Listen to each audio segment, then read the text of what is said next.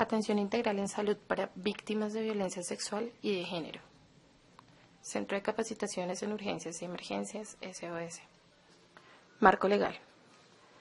La Constitución Política de 1991 es la primera ley que nos da acceso, por ser colombianos o por ser nacionalizados, para acceder a los servicios de prestación en salud.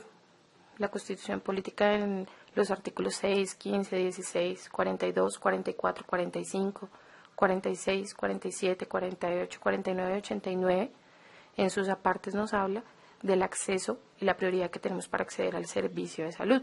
Dentro de esto se encuentra la atención integral a la víctima de violencia sexual y de género. Tenemos la Ley 360 del 97, que es la ley que nos habla de los delitos de pudor y libertad sexual.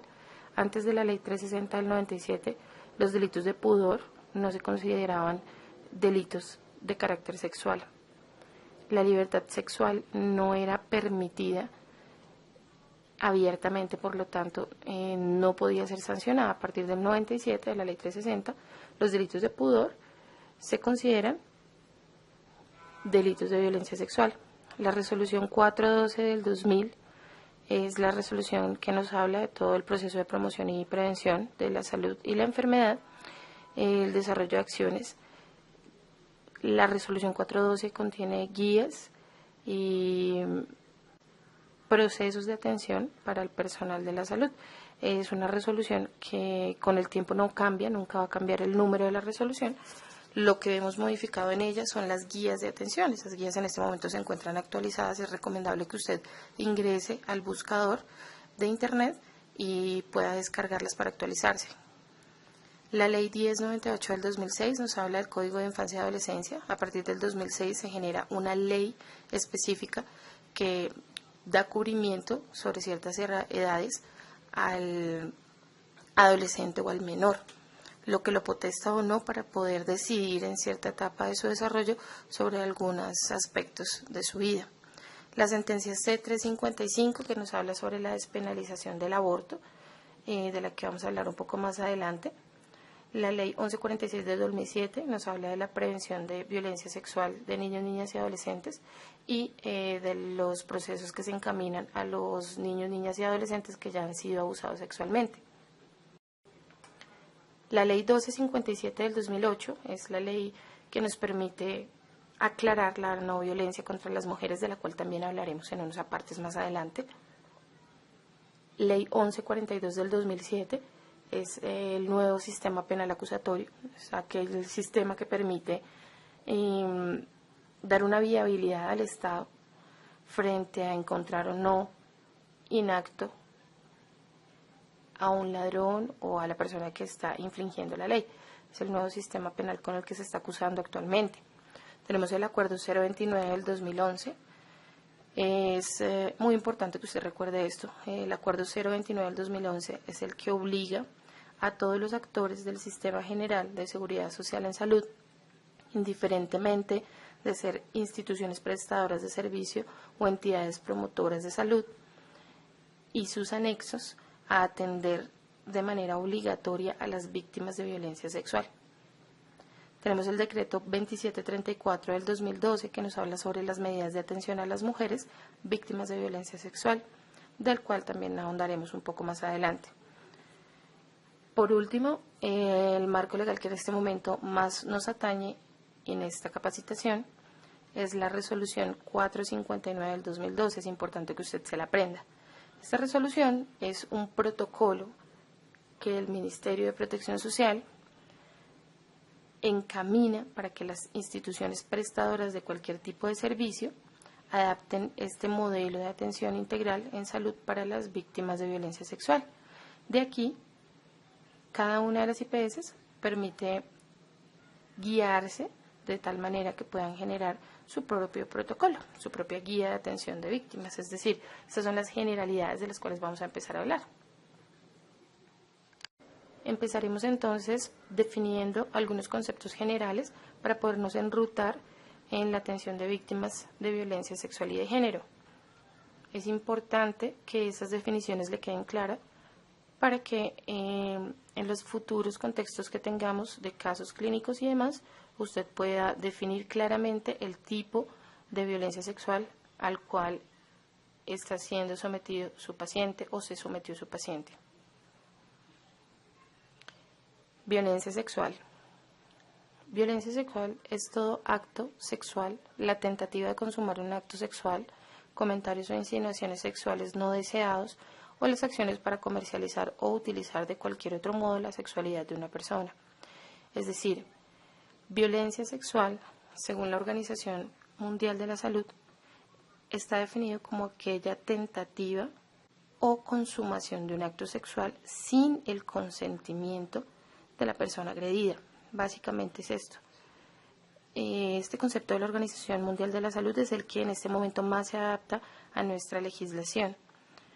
Es importante que usted conozca qué es la violencia sexual. La violencia sexual es un concepto general, pero se divide en varios tipos, los cuales poco a poco vamos a retomar en las siguientes presentaciones.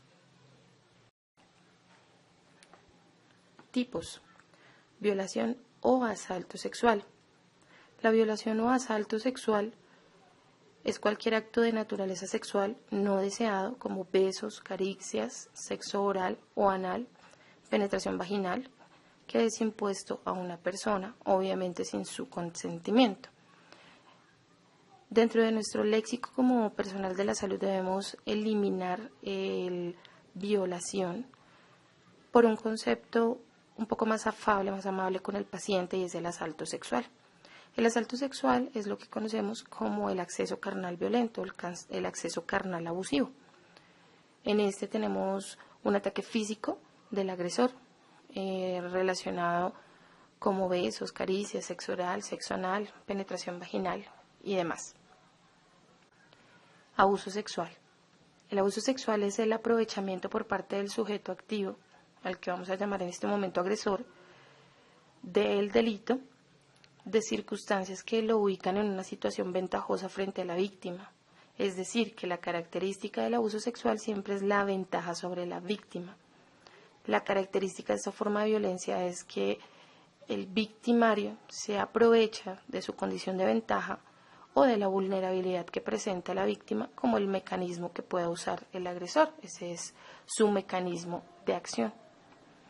En este punto vemos, por ejemplo, el abuso sexual que se presenta normalmente o comúnmente al adulto mayor, el abuso sexual que se presenta frente a un menor, el abuso sexual que se presenta frente a un discapacitado, porque presentan condiciones de vulnerabilidad o porque, de manera contraria, el agresor presenta una característica de superioridad de la cual puede aprovecharse ventajosamente.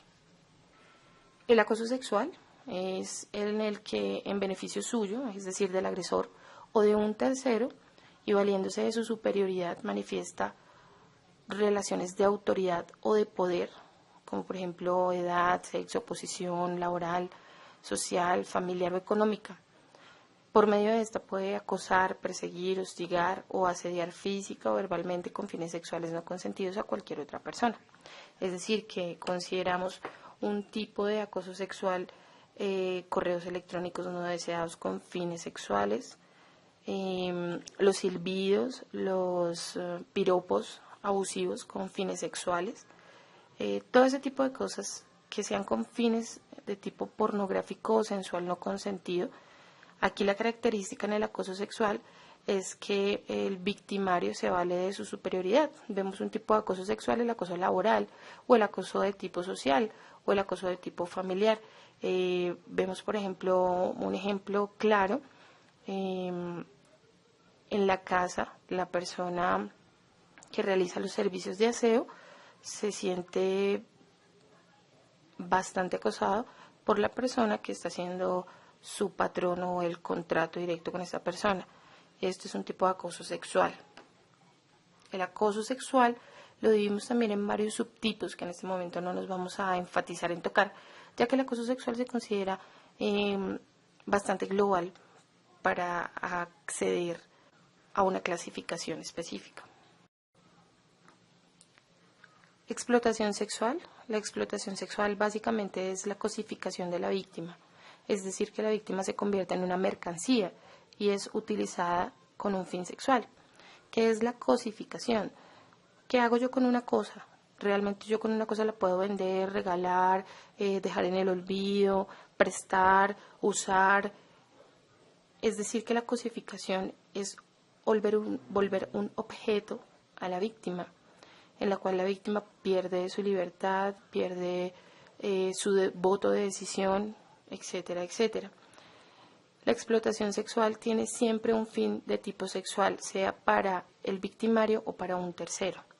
Trata de personas con fines de explotación sexual es cuando el agresor se permite de alguna manera captar a la víctima, ya sea yendo hasta el lugar donde se encuentra la víctima o captándola por medio de algunas cosas llamativas como trabajo en el exterior, como empleo fácil, como altos cargos bien remunerados sin haber tenido educación para eso. Básicamente lo hacen con la intención de trasladarla o se le traslada dentro o fuera de la ciudad, del departamento o del país. Es decir, que hay trata de personas cuando estamos hablando de un traslado de Bogotá a Bogotá. Es decir, del barrio La Victoria al barrio Kennedy. Eso ya es una trata de personas. Finalmente se acoge la persona, la víctima, con la finalidad de explotarla con carácter sexual. Explotación sexual de niños, niñas y adolescentes. Básicamente es cualquier abuso de tipo sexual que se pueda llegar a cometer contra una persona menor de 18 años de edad. En nuestro país cabe aclarar que cualquier tipo de conducta sexual contra un menor de 18 años se considera un delito, indiferentemente de que el menor lo consienta o no. Nuestras leyes se contradicen bastante en algunos conceptos, pero uno de estos conceptos es que el menor, a partir de sus 14 años de edad, puede entrar a decidir sobre su vida sexual y reproductiva, pero en caso de que este menor llegue a quedar en estado de embarazo, se considera un delito por parte del agresor, así fuese o no consentido. Recuerde que en cualquier momento de esta capacitación usted encontrará un contacto vía email con el que puede hacer cualquier pregunta o duda que encuentre en el espacio de la capacitación. Para eso estamos, recuerde, con gusto para poder disipar todas sus dudas. Violencia sexual en el contexto del conflicto armado. La violencia sexual en el contexto del conflicto armado se clasificó como un tipo de violencia sexual gracias al conflicto armado bajo el que ha estado viviendo nuestro país. Este tipo de violencia sexual tiene dos subdivisiones. Una es el acceso carnal violento o acto sexual violento contra persona protegida. Incurre en estos delitos quien en el contexto del conflicto armado cometa acceso carnal violento o acto sexual violento cuando la víctima es integrante de la población civil o no participa en hostilidades. Es decir, ¿quién es una persona protegida? Se considera persona protegida al clero, es decir, a las personas que hacen parte de la iglesia. Se considera persona protegida a aquella persona que no es actor del conflicto armado, es decir, ninguna de las dos partes. Hablamos de los habitantes del pueblo, hablamos de las personas que van en vía de la salud del pueblo, es decir, los actores de salud. Hablamos de todos los menores, indiferentemente que participen o no en el conflicto armado, ya que se considera que de los 18 años hacia abajo, el menor no puede decidir participar en un conflicto armado, por lo tanto, está siendo sujeto a hostigaciones o está viéndose obligado a hacer parte del conflicto armado. Es decir, la población civil se considera una persona protegida, los periodistas se consideran personas protegidas, todas aquellas personas que no hagan parte de este tipo de conflicto. La primera subdivisión entonces sería el acceso carnal violento, es decir, el asalto sexual contra este tipo de personas que no participan en las hostilidades. La segunda subdivisión es el acceso sexual violento con persona protegida. ¿Qué es el acceso sexual violento con persona protegida? Ya aclaramos quién es la persona protegida, ¿no? Estos delitos básicamente ocurren cuando alguna persona, con ocasión y en desarrollo del conflicto armado, realice un tipo de acto sexual diverso al acceso carnal violento por medio de la violencia en persona protegida. Es decir, tenemos dos subdivisiones, una que es el acceso carnal violento a persona protegida y esta que es el resto de conductas de tipos sexuales agresivas contra persona protegida. Continuamos con esclavitud sexual o prostitución forzada. Es el ejercicio de propiedad que ostenta una o varias personas sobre las víctimas de estos crímenes para que realice uno o más actos de naturaleza sexual. Es decir, la esclavitud sexual es la obligación que tiene la víctima de realizar una actividad de tipo sexual por medio de la cual se ve retribuida de alguna manera económicamente o por el contrario permite evitar agresiones contra su familia, contra su círculo social o esto le permite vivir. Básicamente la esclavitud sexual es eso, la prostitución forzada, donde de ninguna manera la víctima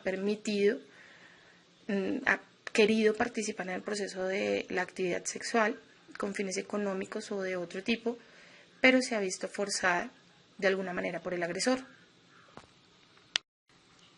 Embarazo forzado es el confinamiento ilícito de una mujer a la que se ha dejado embarazada por la fuerza con el fin de cambiar la composición étnica de una población o de cometer otras violaciones graves del derecho internacional humanitario. Es decir, embarazo forzado lo encontramos en bastantes culturas. En nuestra cultura todavía se encuentra, es decir, dentro de nuestro territorio nacional encontramos indígenas que cumplen con embarazo forzado, a los que a los adolescentes se les vende, se les cambia por algún tipo de intercambio económico que beneficia a la familia y posteriormente a la mujer queda en estado de embarazo. A la mujer que por cultura, por ejemplo, las personas en la costa, en algunos lugares de la costa por cultura, a la mujer de una relación no se le permite planificar, ya que eso hace considerar al hombre menos varonil, menos hombre. Esto es embarazo forzado. Cuando la mujer no puede decidir, se irrumpe sobre su derecho a decidir sobre su integridad sexual, sobre su capacidad reproductiva, sobre su planificación familiar. Estos son violaciones graves del derecho internacional humanitario porque dentro de este tipo de tratado se encuentra una especie de clausurado especial para la mujer en el que por ser la mujer la que carga en la relación el bebé durante la cantidad de tiempo de gestación hace que sea más susceptible a cargar con un embarazo forzado, lo cual debe ser una decisión autónoma propia. Tortura en persona protegida. Dentro del conflicto armado, aquella persona que inflija a una persona dolores o sufrimientos de tipo físico o psíquico con el fin de obtener de la víctima o de un tercero información, beneficios económicos, confesión o con el fin de castigarla. Esta es la tortura en persona protegida. Cuando estos dolores o sufrimientos de tipo físico o psíquico se producen a través de actos de carácter violento sexual, se está ante un caso de tortura de tipo sexual. ¿Cuáles son los factores de riesgo para ser víctimas de violencia sexual o de género? Primero, ser mujer es una vulnerabilidad. ¿Por qué? Lo indican los índices, básicamente los indicadores, los porcentajes de agresión. En esto no podemos aclarar si los hombres o la comunidad LGBT que se ve asaltada sexualmente no consulta a las instituciones prestadoras de servicio y por tanto no se levantan fichas para poder definir los índices de agresión sobre estas características, pero realmente ser mujer es uno de los más altos percentiles. Ser joven entre los 12 y 13 años, todos estos factores de riesgo realmente los sacamos básicamente de los percentiles, de los estudios que hacemos por medio de fichas epidemiológicas, de reporte de instituciones prestadoras de servicios de salud. Entre los 12 y 13 años se ve un pico de incidencia muy alto en las víctimas de violencia sexual. Las personas discapacitadas o con necesidades especiales, psicológicas, psiquiátricas, Las personas con antecedente de abuso sexual tienden a ser abusadas de nuevo. Con antecedentes de maltrato físico como maltrato intrafamiliar y demás tienden a ser abusadas sexualmente. Algunos factores familiares, como por ejemplo el desamparo afectivo de alguno de los dos padres, o la falta del padre o la falta de la madre, el hecho de que la madre se encuentre con problemas de salud o se encuentre en discapacidad temporal o continua, el hecho de que hayan relaciones conflictivas, así el menor no sea directamente afectado, es decir, haya violencia intrafamiliar, pero no sea el menor el agredido, el uso de castigo físico en exceso, y el primer factor, la violencia intrafamiliar. Tenemos otros factores socioeconómicos, como por ejemplo la gran incidencia que hay en los estratos bajos, es decir, la pobreza, la promiscuidad, el temprano inicio de las relaciones sexuales a edades muy tempranas, el aislamiento social, la desprotección emocional, así como toda aquella situación que pueda producir un ánimo depresivo dentro de una persona. La baja del modelo conceptual puede significar que haya mayor vulnerabilidad. Con esto no queremos decir que el hecho de ser mujer significa que vaya a ser víctima de violencia sexual, sino que las tasas nos indican, o que tengas un factor socioeconómico como pobreza. Realmente es porque las tasas indican que con estas características hay mayor incidencia. Dentro de las manifestaciones clínicas podemos encontrar signos físicos. En los estudios que basan nuestra legislación encontramos que solamente el 5%, incluso habiendo reconocido el agresor que ha hecho una penetración, solo el 5% tiene unas características clínicas físicas, es decir, que podemos encontrar un 95% en el que van a estar ausentes o no van a ser fácilmente perceptibles. Dentro de estas manifestaciones encontramos lesiones genitales como fisuras, laceraciones genitales y demás. Encontramos embarazo y enfermedades de transmisión sexual cuando este tipo de abuso ha sido un poco más prolongado. En los inespecíficos encontramos el dolor abdominal, sobre todo en las menores de edad que no se han desarrollado correctamente, es decir, que no han llegado a su menarquia. Enuresis, encopresis, dolor a la deposición y pérdida de los controles esfinterianos, tanto para la orina como para la deposición, flujo vaginal anormal, secreción uretral y en algunos casos dolor anal. Más adelante vamos a hablar de este tipo de signos inespecíficos. Los síntomas del abuso sexual son similares a los síntomas que observamos en un paciente depresivo o con ansiedad severa, con algún tipo de trastorno mental, como nerviosismo excesivo. Los asociamos de acuerdo a las etapas. En la etapa preescolar, de 0 a 6 años aproximadamente, vamos a encontrar paciente con ansiedad, con pesadillas, con inhibición, con retraimiento, es decir, el paciente que ya no es sociable, el paciente que le gustaba cuando golpeaban o timbraban en su casa salir corriendo a abrir la puerta y ya no lo hace. Temores diversos, como por ejemplo que suene el teléfono y salga corriendo cuando antes le gustaba contestar el teléfono. Eso nos puede indicar que el agresor es una persona conocida, que es de confianza, que puede ingresar a la casa o que puede llamar constantemente. Agresividad y descontrol, es decir, cambio en su conducta de comportamiento. Conductas sexuales inapropiadas, por ejemplo, el menor de 4 años que le pregunta a su profesora que por qué tiene unos senos tan grandes, o que por qué tiene una cola tan grande, o que si le deja tocar sus senos. Ese tipo de conductas las consideramos inapropiadas para un preescolar en esa edad. También encontramos trastornos somáticos tales como enuresis y encopresis, que son incontinencia fecal. Dentro de la etapa escolar, aproximadamente entre 7 y 12 años de edad, encontramos miedo, agresividad, pesadillas, problemas escolares muy marcados, hiperactividad, conductas regresivas, es decir, cuando mi paciente va al baño solo, se limpia solo, se cepilla los dientes solo y se acuesta.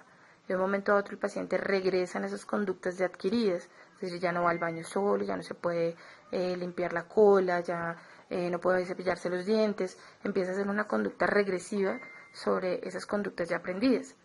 En esta etapa es mucho más frecuente que el sentimiento de culpa y vergüenza aparezca frente al abuso, y el sentimiento de culpa y vergüenza es muy usado por el victimario, básicamente porque lo que buscan entre esta edad, 7 y 12 años, es que como el paciente ya comprende qué es bueno y qué es malo, lo sabe diferenciar medianamente, eso permite al abusador que se pueda aprovechar y envuelva a la víctima de tal manera que la víctima, por miedo o por vergüenza, no pueda admitir lo que está sucediendo ni socializarlo con nadie más. En los adolescentes encontramos síntomas más típicos como por ejemplo la depresión, el retraimiento, en algunos pacientes conductas suicidas o autodestructivas, trastornos somáticos, realización de actos ilegales, fugas, abuso de sustancias. Cabe aclarar que estas conductas de las que estamos aclarando, según la escolaridad de nuestros pacientes, no se ven aplicadas todas en un solo paciente. Es decir, algunos pacientes me pueden desarrollar hiperactividad, otros me pueden desarrollar pesadillas, otros me pueden desarrollar miedo. No todas las características de estas conductas van a estar presentes de manera continua en los pacientes. Dentro de nuestra resolución encontramos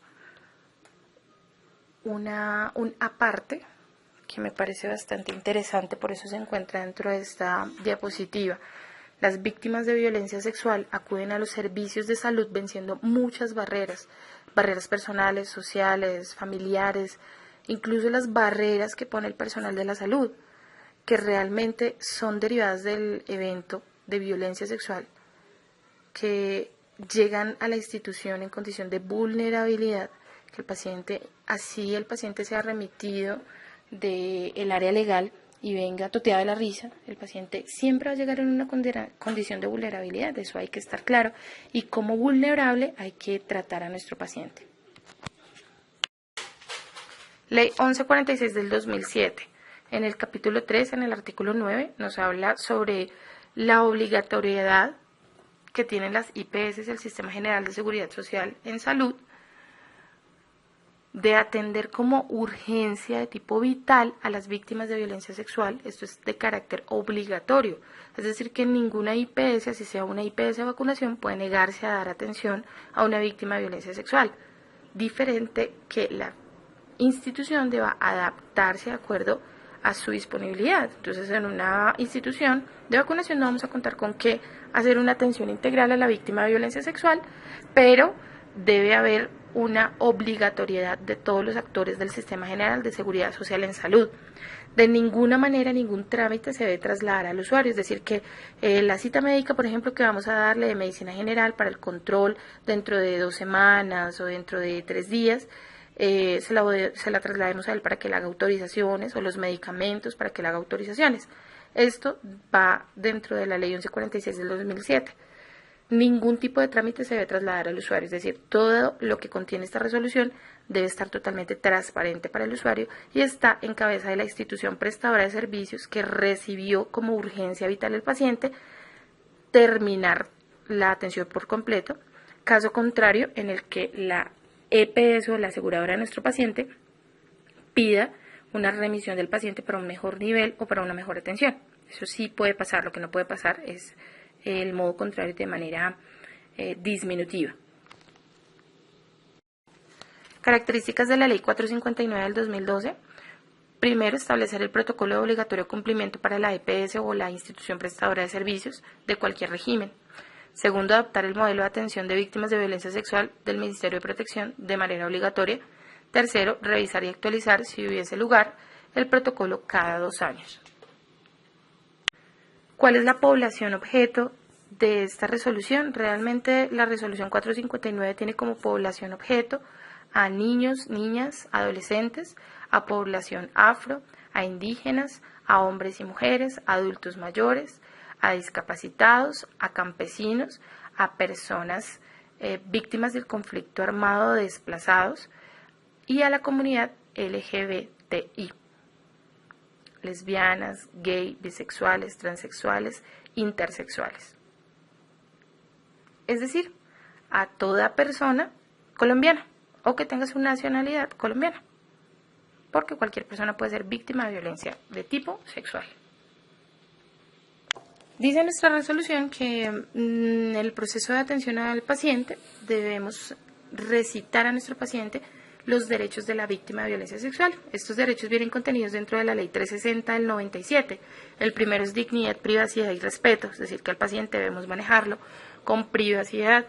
Nadie debe enterarse de lo que está sucediendo. Pasa mucho en las instituciones prestadoras de servicio que el paciente ingresa por urgencias y en 3 horas ya sabe todo el hospital o toda la clínica.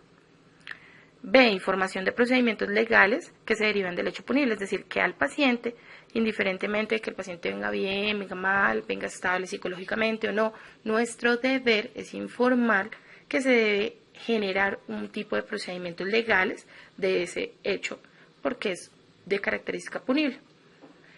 C. Informar de los servicios disponibles para atender lo que haya generado el delito, es decir, si el paciente va a requerir psicología, se debe contar con psicología, si el paciente requiere psiquiatría, se explica cómo se accede al servicio de psiquiatría, si el paciente requiere exámenes, requiere medicación, todo lo que contiene la resolución, aquí nosotros lo explicamos cómo se debe hacer, es decir, con los que cuente la institución y los que no los apoya el Estado por medio de instituciones como por ejemplo el CAIVAS y otras que vamos a ver más adelante.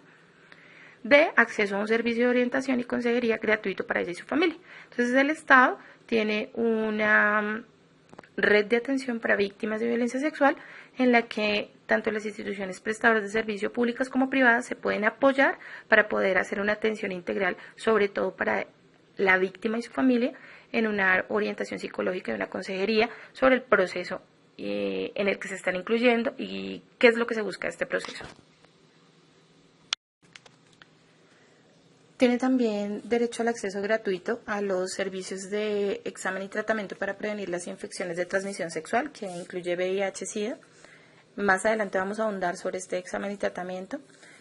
Exámenes y tratamientos para el trauma físico y emocional, lo que no viene incluido totalmente dentro del plan obligatorio de salud. Realmente para la víctima de violencia sexual se le cubre la atención integral psicológica o psiquiátrica que requiera el paciente derivado de este hecho.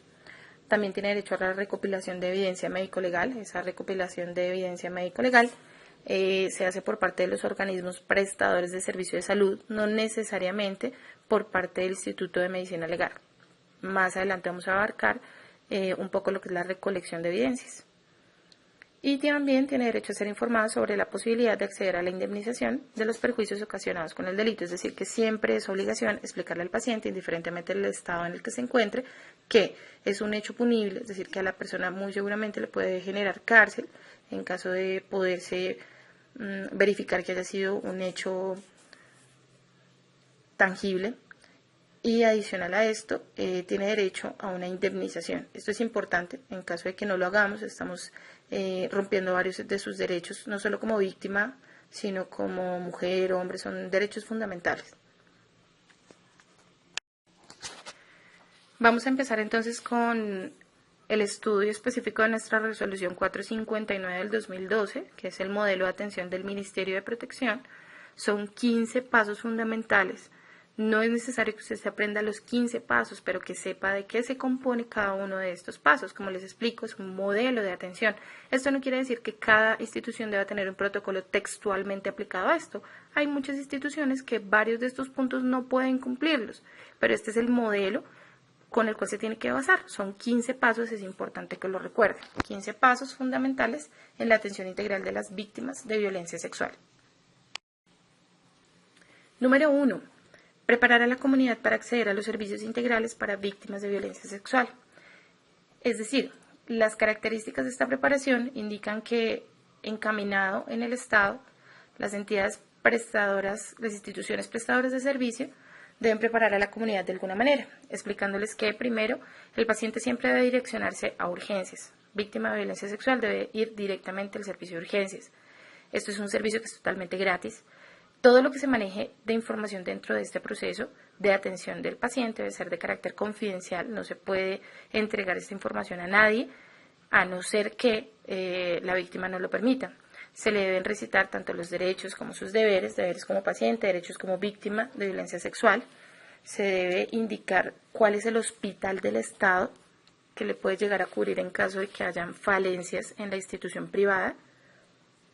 Se debe indicar cuáles son las clínicas o los centros de atención, las IPS, de niveles complejos en la zona donde reside, en la zona donde labore o donde se encuentre constantemente, a los que pueda acudir. El horario de atención también, el horario de atención de urgencias, debe ser una atención oportuna, debe ser realmente una atención en urgencias, no es un paciente que clasifiquemos como una urgencia vital, pero que a la hora de la atención de urgencias realmente lo dejamos esperando en la sala 3 y 4 horas, 5 o 6 horas, y el paciente se vaya a nuestra sala de espera. Sé que a veces el concepto es un poco complicado porque los pacientes llegan remitidos de pronto de la unidad fiscal, del CAIVAS para una valoración, para una atención en el área de la salud, y el paciente uno lo ve con un Glasgow 15-15, hablando por teléfono y toteado de la risa, pero nuestra resolución dice algo, y es que el paciente se va a hacer una atención de urgencias prioritaria y que siempre, indiferentemente cuál sea el caso, se debe hacer reporte a la justicia. Lo que el paciente puede hacer es derogar el derecho a que el proceso judicial continúe. Es decir, siempre vamos a dar a conocer el caso a la parte legal, pero si el paciente no quiere continuar con demandas y todo eso, ya es el paciente quien se entiende con la parte legal, denegándose a continuar el proceso, pero nosotros siempre lo debemos reportar. Paso 2. Verificación y mantenimiento de las condiciones mínimas necesarias para brindar una atención integral a la víctima de violencia sexual desde el sector salud. Es decir, que nuestra institución siempre debe tener un directorio. En ese directorio debe contar con los números telefónicos de contacto de la comisaría de familia, de los entes regulatorios y de atención, de los entes con los que vamos a interactuar en este proceso y a los que necesitamos avisar. Fiscalía General de la Nación, unidades de reacción inmediata, centros de atención inmediata o CAIS, bienestar familiar, etcétera, etcétera. Estos son lo que debe componer nuestro directorio, el CAIVAS de la zona, el hospital de la zona. Eso es lo que debe contener el directorio. Este directorio debe ser manejado según el protocolo de cada institución, debe ser manejado por una o varias personas que sean las encargadas de conocer el proceso de informe y que puedan hacer un seguimiento oportuno a esta información.